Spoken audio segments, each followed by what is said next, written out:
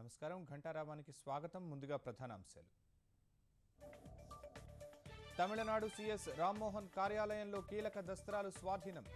5 గంటల పాటు సాగిన ఆదాయ పన్ను శాఖ సోదాలు.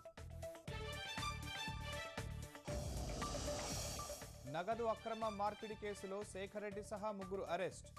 జనవరి 3 వరకు రిమాండ్ విధించిన సిబిఐ కోర్టు.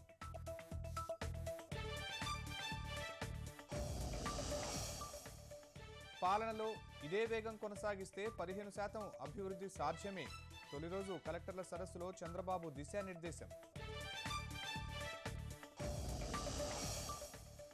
వచ్చే ఏడాది నుంచి తెలుగులో నీట్ పరీక్ష. 8 ప్రాంతీయ భాషల్లో నిర్వహణకు కేంద్రం నిర్ణయం.